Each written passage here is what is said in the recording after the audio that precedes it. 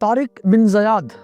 رات کا آخری پہر تھا، سمندر اندھیری چادر اوڑے کروٹیں لے رہا تھا اور اس کے سینے پر تیرتے تھے 1200 بے خوف بہادر، وہ بہادر جنہیں دنیا بعد میں اندلس کے فاتح کے نام سے پہچانے گی۔ لیکن اس رات ان سب کا قائد ایک شخص کھڑا تھا، ہاتھ میں تلوار، نظر آسمان پر، اور اس بہادر کا نام تھا طارق بن زیاد۔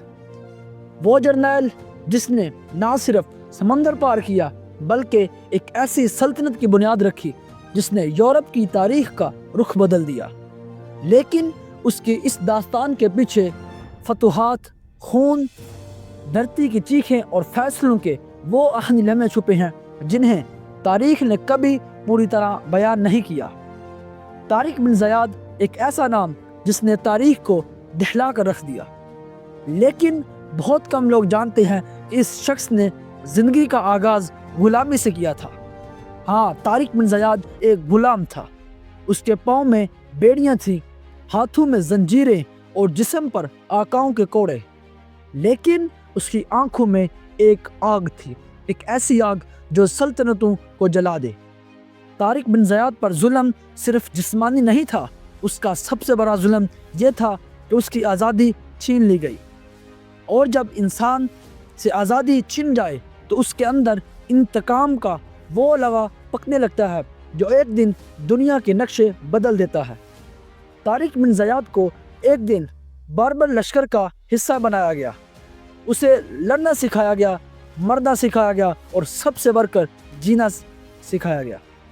وہ تلوار کو ایسے چلاتا جیسے ہوا چلتی ہے، اس کا وار نہ خطا جاتا تھا اور نہ رکتا تھا۔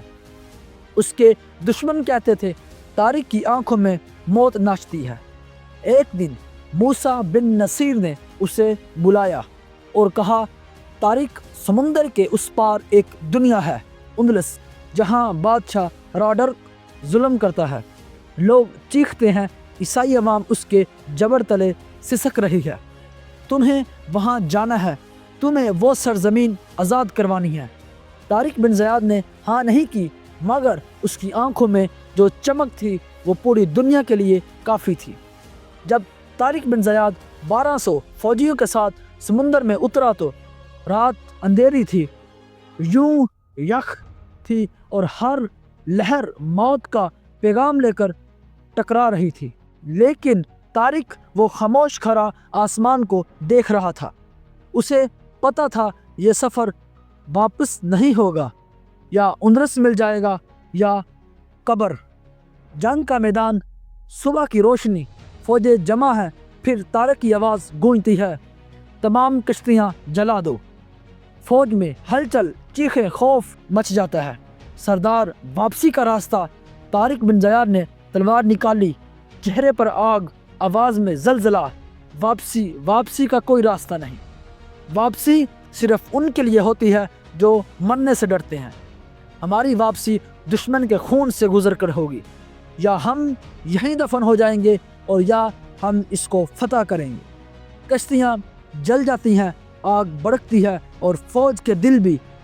اندلس کا بادشاہ راڈرک ظلم کے لیے بدنام، طاقت کے نشے میں پاگل، عورتوں کی عزتیں پامال کرتا، غریبوں کی زمین چھینتا، بغاوت کو کچلنے کے لیے گاؤں کے گاؤں جلا دیتا۔ انسانیت اس کے قدموں تلے چیختی تھی۔ طارق بن زیاد کے 1200 سپاہی راڈرک کی 25,000 فوج کے سامنے یہ جنگ نہیں، خودکشی تھی۔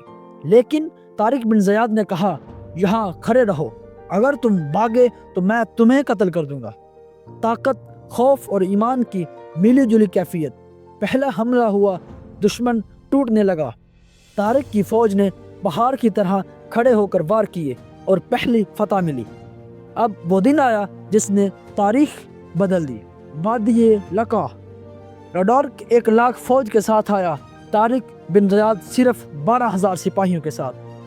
موت ہوا میں تیر رہی تھی۔ طارق نے اپنی فوج سے کہا، آج تمہیں اپنے دلوں پر موت باندھنی ہے، پھر دشمنوں کے دلوں پر وار کرنا ہے۔ جنگ شروع ہوئی، 7 دن تک مسلسل خون بہتا رہا، لاشوں کے انبار لگ گئے، زمین سرخ ہو گئی۔ طارق آگے بڑھا، रडौर का सामना किया और वार किया और उनलिस के जालिम बादशाह का तख्त जमीन बोस हो गया। ये वो लम्हा था जब उनलिस के दरवाजे खुल गए। तारिक की फौज जब उनलिस के शहरों में दाखिल हुई तो एक नया दौर शुरू हुआ। लेकिन ये दौर सिर्फ रोशनी का नहीं था, अंधेरे भी इसके साथ ही। शहर फतह होते गए, बगावतें उठी और इन्हें कुचलने के लिए तारिक बिन ज़ियाद को सख्त फैसले करने पड़े। मज़ाहमत करने वालों को फांसी और गद्दारों को तलवार, जासूसी करने वालों को सरेआम इबरत का निशान बनाया गया। यह तारीख का वो रुख है जिसे अमूमन छुपा दिया जाता है। तारिक नरम दिल नहीं था, वो जंग का शेर था और शेर रहम नहीं करता। बाज़ मुकामात पर सख्ती इतनी बड़ी कि लोग तारिक की आमद को आग का तूफान कहते थे। उनलिस दौलत से बड़ा पड़ा था, सोना, चांदी, महल और शानदार फसलें। फतह पर फतह के बाद तारिक के सिपाहियों ने दौलत लूटी और कई जगह गैर मुस्लिम आबादियों पर सख्ती की गई। ताकत की लपक, फतूहात का नशा तारिक को अनदेखी अजमत की तरफ ले जा रहा था। जब तारिक की कामयाबियों की खबरें दमिश्क पहुंची, हुक्मरानों को डर हुआ कि कहीं तारिक बहुत ताकतवर न हो जाए। मूसा बिन नसीर खुद इंदलस आया और तारिक को हुक्म दिया कि वो मज़ीद पेशकदमी ना करे। यहाँ से सियासत शुरू होती है। फतह के हीरो को अपने ही लोग शक की नज़र से देखने लगते हैं। तारिक बिन ज़ियाद वो शख्स जिसने उनलिस फतह किया, जिसने तारीख बदल दी, आखिर में तन्हा रह जाता है। न माल मिला, न इज्जत और ना ही कोई बादशाही। वो शख्स जिसने बादशाह गिरा दिया, आखिर में खुद एक खामोश साया बन गया।